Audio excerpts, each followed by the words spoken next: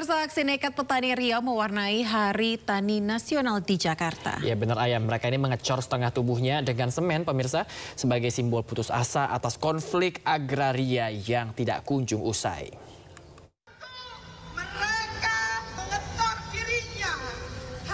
Peringatan Hari Tani Nasional ke-65 dijadikan momen oleh para petani Riau untuk menggelar aksi protes di Jalan Medan Merdeka Selatan.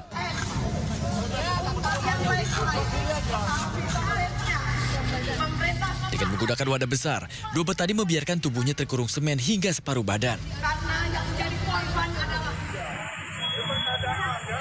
Tindakan ini adalah bentuk kemarahan atas konflik agraria di Riau yang membuat petani kehilangan tanah dan penghasilan. Mereka mendesak Presiden Prabowo segera turun tangan agar petani tak semakin terpuruk dan kelaparan.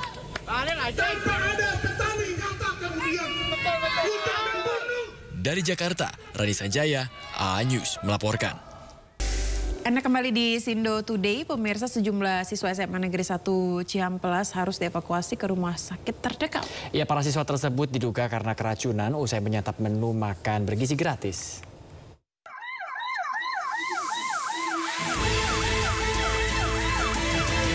Kepanikan dan suasana tegang terjadi di SMA Negeri 1 Cihampelas, Kabupaten Bandung Barat. Sejumlah siswa harus dievakuasi karena tak sadarkan diri usai menyantap makan bergizi gratis. Para korban ini kemudian dibawa menggunakan puluhan mobil ambulans menuju Rumah Sakit Umum Daerah RSUD Cililin. Berdasarkan informasi, 116 siswa korban keracunan MBG dari SMA Negeri 1 Cihampelas dan SMK Karya Perjuangan Kecamatan Cipongkor. Kebanyakan mual, muntah, langsung sesak. Jadi sesak, ininya panas tenggorokan. Jadi 116 ini masih ada observasi atau sudah masuk ke ruang perawatan, Pak?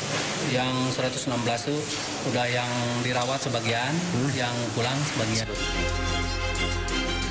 Keracunan massal yang terjadi sejak 22 September kini sudah meluas hingga Kecamatan Cihampelas. Hingga saat ini sudah lebih dari 500 korban keracunan massal baik di tingkat SD, SMP, dan SMA berasal dari Kecamatan Cipongkor. Dari Kabupaten Bandung Barat, Yuwono Wahyu, A-News melaporkan. Sementara itu, pemirsa, Ketua DPR RI Puan Maharani akan mengevaluasi program makan bergizi gratis. Ya, evaluasi akan dilakukan secara total mulai dari pengecekan dapur SPPG hingga penyaluran ke sekolah. Nanti tentu saja kami akan melakukan pengawasan tempat-tempat yang mana ada masalah di tempat dapur-dapur MBG untuk melihat secara langsung itu sebenarnya masalahnya itu seperti apa, apakah di dapurnya, apakah di sekolahnya, untuk bisa melihat dari hulunya itu sebenarnya masalahnya seperti apa. Jadi memang evaluasinya itu harus dilakukan secara total, jadi jangan saling menyalahkan tapi kita evaluasi bersama sehingga jangan terulang kembali. Hayo, siapa yang mau nikah saat ini? Tolong jangan cuma nyiapin kain-kain untuk bridesmaid aja ya, tapi juga harus apal tepuk sakinah kalau mau lancar di KUA. Betul sekali, karena petugas akan mengajak calon pengantin melakukan yel-yel tepuk sakinah, pemirsa. Berikut keseruannya, kita lihat.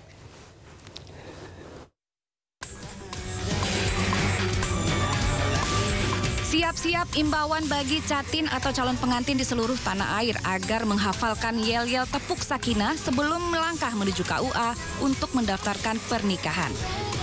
Sakinah, berpasangan, berpasangan, berpasangan, janji kokoh, janji kokoh, janji kokoh, saling cinta, saling hormat, saling jaga, saling ridho, musyawarah untuk sakinah.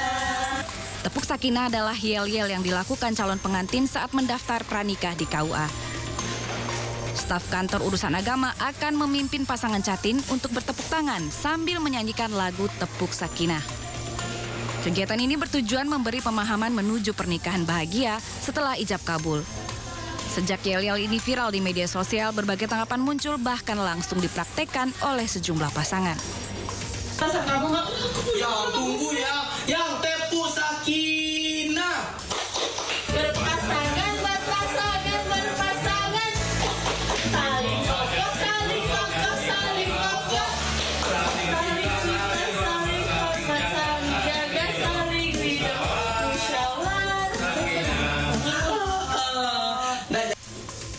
Bagi sebagian orang, tepuk sakinah juga sebagai pengingat di saat amarah memuncak pada pasangan hidup mereka.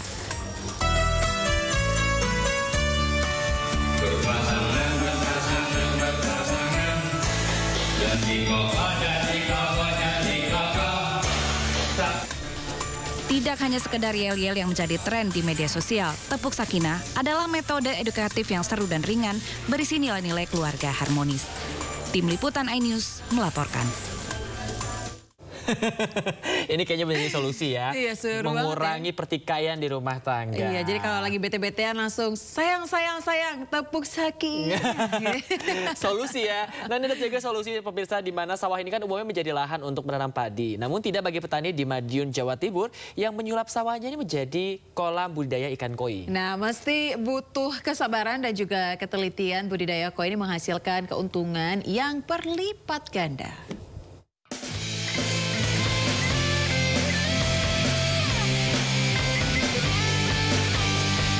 Tidak seperti petani pada umumnya, Tatang Heru Purnomo, warga desa Kendongo Rejo, Kilang Kencang, Madiun, Jawa Timur ini justru menyulap sawah menjadi kolam budidaya ikan koi. Lahan sawah seluas 5 hektar yang disewanya diubah menjadi 52 kolam ikan koi yang masing-masing kolam berukuran 15 kali 10 meter.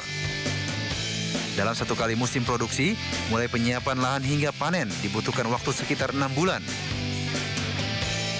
Benih ikan ukuran kurang dari 1 cm dapat dipanen di usia 4 hingga 5 bulan dengan panjang minimal 10 cm. Dalam satu kali panen, setiap kolam berisi ikan koi berbagai jenis seperti kohaku, zlayer, sanke, dan panjang ukuran bervariasi. Biasanya dijual borongan dengan harga 10 juta rupiah. Sehingga total dari 52 kolam hasilnya sekitar 500 juta rupiah. Setelah dipotong biaya produksi dan sewa lahan, Tatang mengantongi keuntungan yang berlipat ganda, jauh lebih banyak dibandingkan ditanami padi. Ya tidak tahu, hanya tiba-tiba kenal aja dengan teman, terus pengen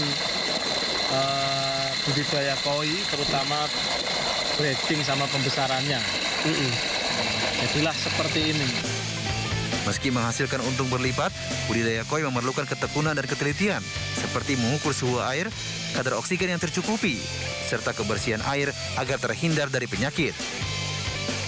Sejumlah kamera pengawas dipasang untuk menjaga keamanan kolam untuk mengetahui kondisi ikan selama masa pertumbuhan. Dari Madiun, Jawa Timur, Arif Wahyu Effendi, iNews melaporkan. Usai sudah Sindo Today hari ini pemirsa, jangan lupa Anda bisa mendapatkan informasi terkini dan terbaru di kanal YouTube Sindo News atau melalui portal yang menghadirkan berita daerah, berita nasional, dan berita internasional di sindonews.com. Akhirnya mewakili kerabat kerja yang bertugas, saya Bayu Pradana. Dan saya Ayah Nupus, pemirsa pamit undur diri. Terima kasih dan sampai jumpa.